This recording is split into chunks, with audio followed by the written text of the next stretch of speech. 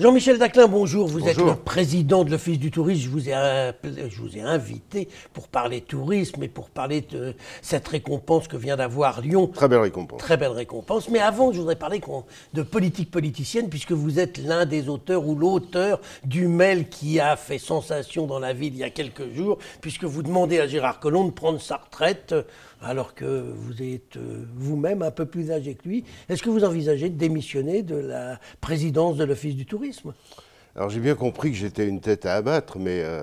Celle de Collomb est à abattre pour vous, donc... Non, pas du tout. Je pense que ce courrier qui a fait un peu plus que le buzz a été mal compris. En fait, très clairement, ce courrier, très simplement, il dit que Collomb a été un maire formidable, qu'il a fait un parcours pour la ville et pour la métropole extraordinaire, que lui-même a eu un parcours personnel qui se termine très bien. Il est aujourd'hui ministre.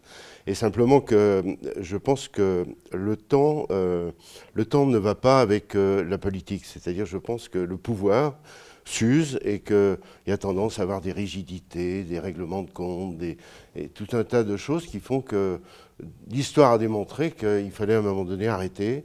Et ce qui est en train de se passer, tout d'un coup, je suis la cible de tout un tas de gens qui semblent être sur ordre, montre bien qu'il y a quelque chose de pourri dans le système.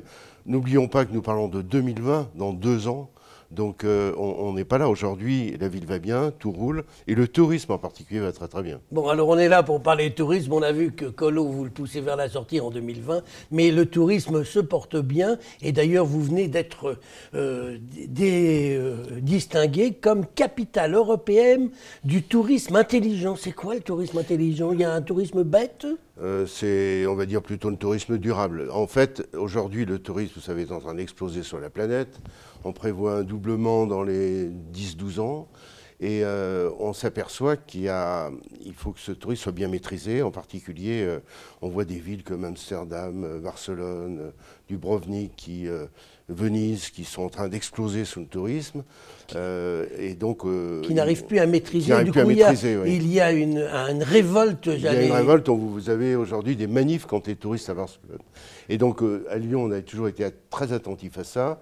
Et l'Europe veut que ce tourisme soit maîtrisé. Et donc, il a considéré, sur 50 candidatures, que Lyon, avec Helsinki, étaient les 2 villes les plus emblématiques du travail qui était fait. Alors, qu'est-ce que ça va donner à Lyon d'avoir eu ce prix? Rien, sauf cocorico du président que vous êtes?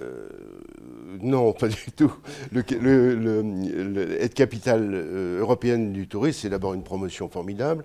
Et surtout, ça nous pousse à mettre en place des dispositifs, dont un principal qui va être une innovation au niveau de l'Europe. On va mettre en place on va mettre en commun l'ensemble des fichiers de tous les acteurs du tourisme. Mais la dernière fois que vous êtes venu à ce même micro, vous m'avez déjà dit ça, c'est toujours pas fait. Eh ben, c'est en train de se faire, ça demande quand même un peu de temps. Il va être mis en place cette fin d'année, donc il faut mettre d'accord des salons, des hôtels, des tours opérateurs, des gens... Enfin, tout le monde, c'est quand même beaucoup de fichiers. On arrive quand même avec des fichiers qui vont représenter plusieurs millions d'adresses, de contacts, et on va traiter les gens avant, pendant, après, et on ne va pas déléguer notre développement touristique à des opérateurs comme vous en connaissez, comme tout le numérique en est comblé. Dites-moi, Jean-Michel Daclin, il y a combien de touristes par an à Lyon, on sait? Environ 3,5 millions. Dont le tourisme d'affaires est... Le tourisme d'affaires représente un peu plus de 60% aujourd'hui. Donc on peut développer les deux? Oui, absolument, puisqu'il y a une synergie très forte entre l'un et l'autre. Quand vous avez un développement d'image qui amène du tourisme d'agrément, ça aide à vendre des congrès, des salons. Le 8 décembre reste toujours la manifestation phare qui attire le plus? Le 8 décembre attire toujours le plus, mais il est clair que le 8 décembre, il y a un problème sur le 8 décembre, c'est que, j'allais dire, les croissances qu'on a connues, on ne les connaîtra plus, parce qu'il y a des fêtes des Lumières partout dans le monde. Il y en a un peu plus d'100 aujourd'hui dans le monde. Est-ce qu'on ne s'est pas tiré une balle dans le pied, Lyon, en allant aider les villes un peu partout dans le monde à faire leur... J'étais de votre avis au début, mais maintenant non, puisque la stratégie, c'est d'être la mère de toutes les fêtes des Lumières. Et les gens viennent pour la lumière, mais viennent aussi parce que c'est la fête dans la rue, et le côté très populaire de la fête des Lumières est sans aucun doute le meilleur atout et le meilleur argument. Alors, on va être capitale, ça dure un an Ça dure un an, oui, ça dure un an, et on va présenter, on est en train de peaufiner le dispositif, on va peaufiner un programme qui va être présenté à la fin de l'année. Avant de nous quitter, juste un petit mot. Dans quelques semaines, dans quelques mois, on aura l'ouverture de l'hôtel intercontinental, hôtel de luxe, Oui. dans le site de l'Hôtel Dieu. Est-ce que ça va amener du tourisme? Et est-ce qu'on a une clientèle pour des prix de chambre quand même très élevés?